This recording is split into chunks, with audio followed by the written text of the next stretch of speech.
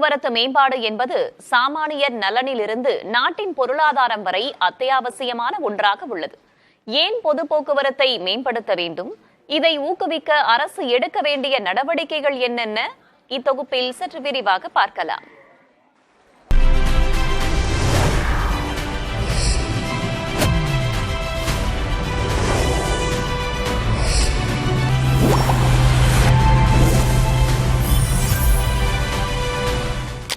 மூச்சு திணற வைக்கும் புகை, அங்குலம் அங்குலமாக நகரும் வாகனங்கள்.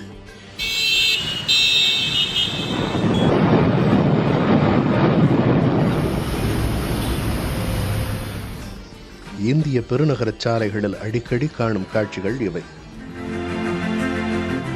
போதுமான போக்குவரத்து வசதிகள் இல்லாததுதான் இதற்கு காரணம். ஒருபுறம் நெரிசல், சுற்றுச்சூழல் பாதிப்பு, பயண தாமதம் என்றால் மறுபுறம் அதிகளவில் எரிபொருள் இறக்குமதி செய்ய வேண்டியிருப்பது நாட்டின் பொருளாதாரத்தையே பாதிக்கிறது. இதன் காரணமாகவே பொது போக்குவரத்தை ஊக்குவிக்க ஐரோப்பிய நாடுகள் பேருந்துகள், ரயில்களுக்கான கட்டணங்களை குறைவாக வைத்துள்ளன. சில நாடுகளில் பொது போக்குவரத்து இலவசமாகவே உள்ளது. பேருந்துகள், ரயில்களில் சிறப்பான வசதிகள், அதிவேக பயணம், வரி சலுகைகள் என பொது போக்குவரத்தை நோக்கி மக்களை ஈர்க்கின்றன. ஆனால் இந்தியாவில் நிலைமை நேர் எதிராக உள்ளது. 1000 பேருக்கு 6 பேருந்துகள் தேவைப்படும் நிலையில் 1.2 பேருந்துகள் மட்டுமே உள்ளன. ரயில்களின் போதாமை இன்னும் அதிகம். கார்கள் எண்ணிக்கை பெருகிக் கொண்டே உள்ளது.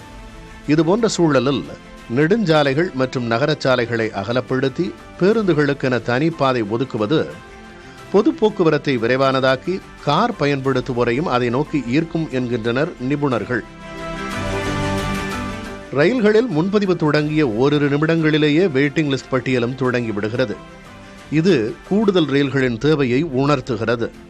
சென்னை போன்ற பெருநகரங்களில் புறநகர ரயில்களை அதிக அளவில் இயக்குவது, அதற்கேற்ப கட்டமைப்பு வசதிகளை அதிகரிப்பது, மெட்ரோ ரயில்களை 2ஆம் நிலை நகரங்களுக்கும் விரிவாக்குவது, அவற்றில் சாமானியர்களும் செல்லும் வகையில் கட்டணம் நிர்ணயிப்பது போன்ற நடவடிக்கைகள் தேவை என்கிறார் சமூக ஆர்வலரான தயானந்த் கிருஷ்ணன்.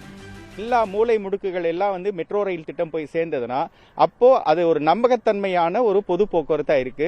ஒரு இடத்துக்கு குறிப்பிட்ட நேரத்தில் போய் அடையணும்னா மெட்ரோ ரயில் திட்டமோ இல்லைன்னா எலக்ட்ரிக் ட்ரெயின் மாதிரி வசதிகள் தான் குறிப்பிட்ட வாகன நெரிசல் சிக்காம ஒரு குறிப்பிட்ட நேரத்தில் போய் நம்ம அடைய முடியுது. அதனால் இந்த மெட்ரோ போக்குவரத்து ரொம்ப ரொம்ப முக்கியமான ஒரு திட்டமா இருக்குது. பெருநகரங்களிலிருந்து சில 100 கிலோமீட்டர் தொலைவில் உள்ள நகரங்களுக்கு RRTS வகை ரயில்களை இயக்குவது நல்ல பலன் தரும் என்கிறார் தயானந்த் கிருஷ்ணன். வரக்கூடிய பெரிய நகரங்களை இணைக்கக்கூடிய வகையில RRTS திட்டங்களை செயல்படுத்துறோம். ஒரு சென்னையிலிருந்து ஒரு மதுரைக்கு, திருநெல்வேலிக்கு மற்றும் திருச்சிக்கெல்லாம் RRTS திட்டங்கள் செயல்படுத்தினாங்கன்னா அதிக மக்கள் ஒரே இடத்துல குவியாம வேற வேற பகுதிகளை மக்கள் குடியேறதை நம்ம பார்க்க முடியும். லாஸ்ட் மைல் கனெக்டிவிட்டி எனப்படும் பொது போக்குவரத்தில் வீடு வரை தொடர்பு ஏற்படுத்தும் வசதி மிக முக்கியம் என சுட்டிக்காட்டுகின்றனர் நிபுணர்கள். இதற்கான சிறந்த தீர்வாக மினி பஸ்கள் இருக்கும் என்கின்றனர் அவர்கள். மேம்பட்ட பொது போக்குவரத்து என்பது வளர்ந்த நாடுகளின் ஓர் அடையாளம்.